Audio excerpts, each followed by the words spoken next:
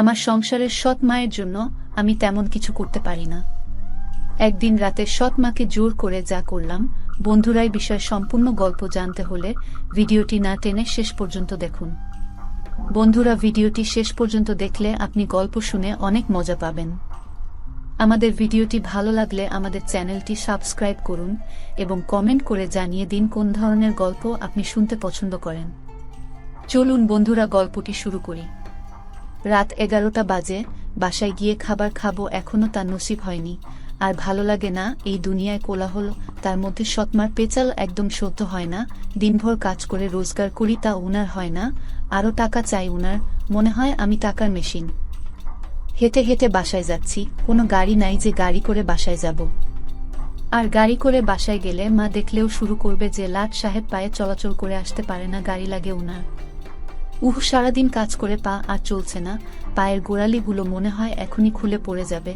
না, আর সম্ভব না, হেঁটে যাওয়া, একটু বসে জিরিয়ে নেই, তারপর না হয় আবার বাসায় যাওয়া যাবে। রাস্তার ধারে একটা জায়গায় বসে আছি, পাশে ধান ক্ষেত, তারপর পাশে আবার পুরো জঙ্গল। ভয়ও করছে, কিন্তু ভয় করলেও কিছু করার নেই, পা যে আর চলছে না। হঠাৎ মনে হলো পাশে কেউ একজন বসে আছে আমার পাশে। ফিরে দেখলাম না, কেউ তো নেই। হঠাৎ কাঁধে কারো মাথা রাখার উপস্থিতি টের পেলাম। এবার তো ঘাবড়ে গেলাম, কে কে, কিন্তু কাউকেই তো দেখছি না। না, এখানে আর থাকা যাবে না, তাড়াতাড়ি উঠে চলে যেতে নিলাম, কিন্তু কেউ একজন পিছন থেকে জড়িয়ে ধরেছে মনে হচ্ছে। এবার ভয় পেয়ে গেলাম, ভয়ের চোটে কপাল বেয়ে ঘাম ঝরে পড়ছে, কিন্তু কাউকেই দেখতে পাচ্ছি না। প্লিজ, কে আপনি? সামনে আসুন, আমার খুব ভয় করছে। অদৃশ্য থেকে একটা আওয়াজ আসলো, ভয় পাওয়ার কিছুই নেই, আমি তোমার কোনো ক্ষতি করব না। আর আমি তোমার সামনে আসলে তুমি সহ্য করতে পারবে না, আমার রূপ দেখলে তোমার চোখের জ্যোতি নষ্ট হয়ে যাবে। এবার ভয়ের মাত্রাটা যেন আরো বেড়ে গেল। কে আপনি? আর আপনি সামনে আসলে কেন সহ্য করতে পারবো না? অদৃশ্য থেকে আবার আওয়াজ আসলো, কারণ আমি পড়ি। পড়ি কথাটা শোনার পর তো মনে হয় এবার সত্যি আমার পেন্ট নষ্ট হয়ে যাবে। চুপ করে আছি ভয়ে। অদৃশ্য থেকে আওয়াজ আসলো, এই কথা বলছো না কেন?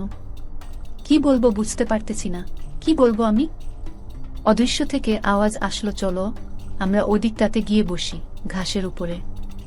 আচ্ছা, ভয়ে ভয়ে বললাম, কারণ কথা না শুনলে আমার ঘাড় মটকাবে। আচ্ছা, কোথায় আপনি? আমি এসে বসেছি তো ঘাসে। পাশে থেকে আওয়াজ আসলো, এই তো আমি পাশে। আচ্ছা, একটা কথা বলি। পাশে থেকে আওয়াজ আসলো, হা বলো।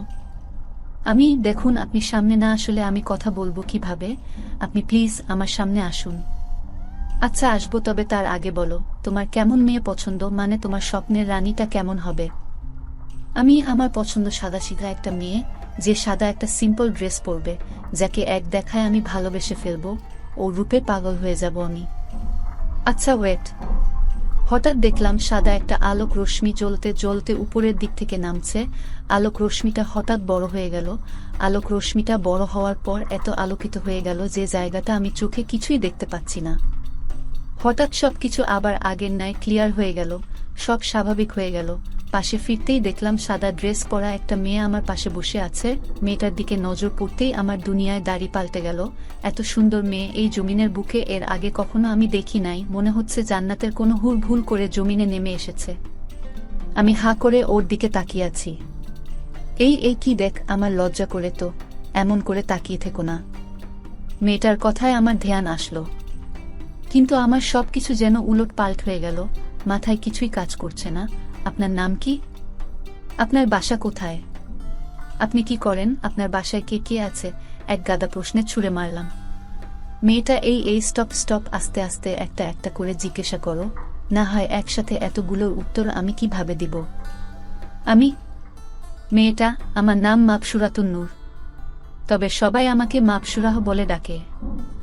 আর আমার বাসা হচ্ছে পরিপালকে, আর আমার বাসায় আমার বাবা আর মা আছে। আপনি পরি হলে জমিনে কি করছেন? এখন আর তেমন ভয় করছে না? মেয়েটা, আমি জমিনে আমার অর্ধাঙ্গিনী খুঁজতে এসেছি, কারণ আমার ছোটকাল থেকে একটাই ইচ্ছে, আমি মানুষকে বিয়ে করব আর আমার বাবার সিংহাসনের অধিকারী বানাবো। বুঝলাম না। মেয়েটা, মাবসুরাহ আমার বাবা পরিপালকের রাজা। আমার বাবা চায় আমার বাবার পরে আমার বাবার সিংহাসনের উত্তরাধিকারী আমাকে বানাবে, কিন্তু পরিপালকের কিছু অসৎপরি এটা চায় না।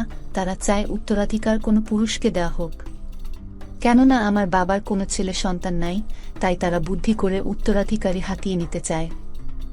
আমি মাপসুরা, আজকে আমার সময় হয়ে এসেছে, আমি উঠি।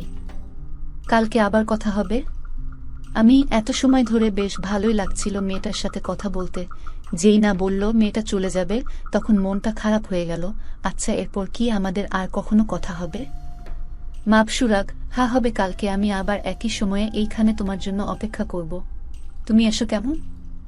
আমি আচ্ছা। মাপসুরা, আর মাত্র 3 মিনিট সময় আছে, আমার যেতে হবে। তুমি তাড়াতাড়ি চোখ বন্ধ করো। আমি চোখ কেন বন্ধ করব?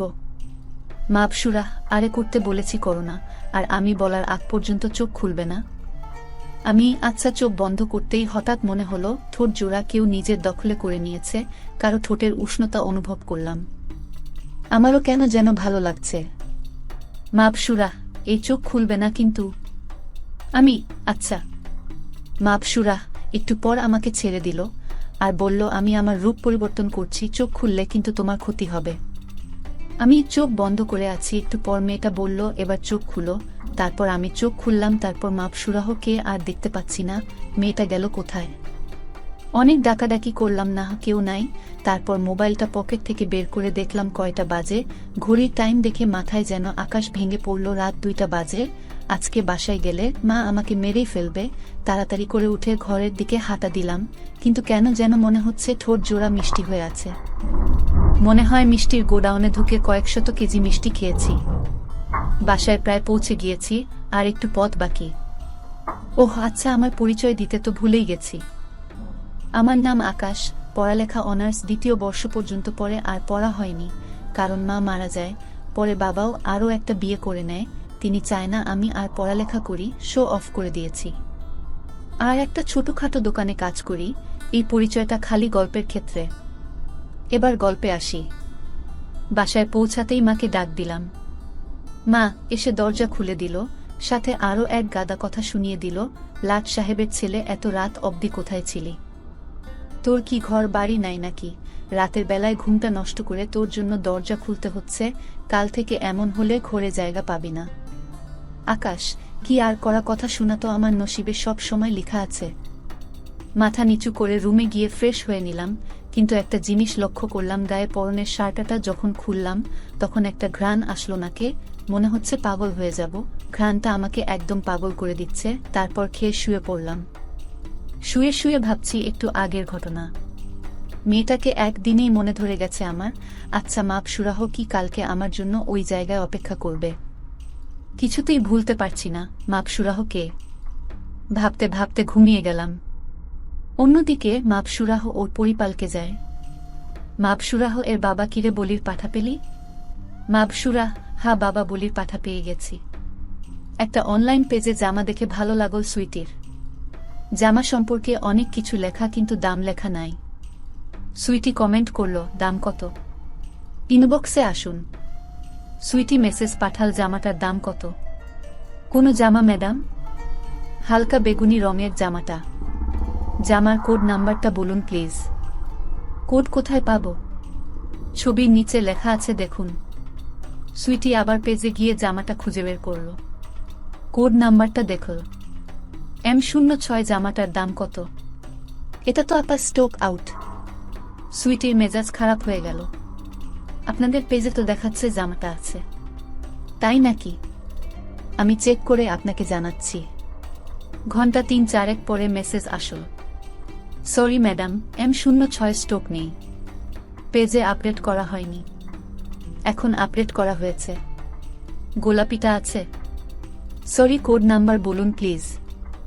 সুইটি আবার পেজে গিয়ে দেখল গোলাপি কোড নাম্বার M07। M07 আছে? এটাও স্টক আউট ম্যাডাম। সুইটি পেজে না গিয়ে মুখস্থ লিখল, M08 আছে? না ম্যাডাম। M10 আছে? না ম্যাডাম। M02 আছে? জি এটা আছে ম্যাডাম। 2 পিস আমাকে পাঠিয়ে দেন। ঠিকানা আর মোবাইল নাম্বার দেন প্লিজ। সুইটি ঠিকানা আর মোবাইল নাম্বারটা মেসেজ করে দিল। 4 দিন পরে সুইটির মোবাইলে কল আসলে একটা পার্সেল আসছে। কিসের পার্সেল? আমি তো বলতে পারবো না আপা। আচ্ছা, আমি হেড অফিসে জানাচ্ছি। রাতে সুইটির কাছে পেজ থেকে মেসেজ আসল, আপনার পার্সেলটা পাঠানো হয়েছে, রিসিভ করুন প্লিজ। কোনো পার্সেল? N02। এটা কি জিনিস? একটা 3 পিস। রং কি? হালকা নীল। আমি তো রিসিভ করতে পারবো না। কাইন্ডলি আমার মায়ের